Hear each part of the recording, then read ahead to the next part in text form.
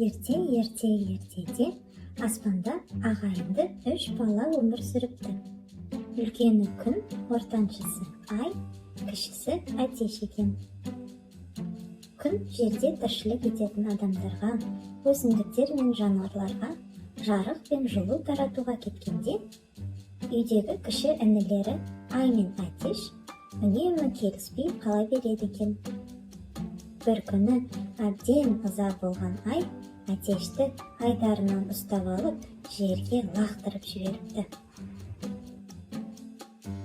Кешке үйге келген күн болған жағдайды естіп, ашуға булығып Айға айтады: «Туған ініңді көзің қиып, қалай лақтырдың?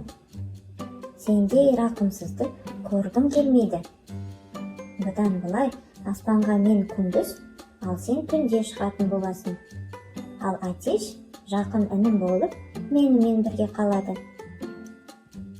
Сол уақыттан бастап Әтеш таң атысымен күнді көргенде «Ку-ка-ре-ку» деп айғай салатын болыпты.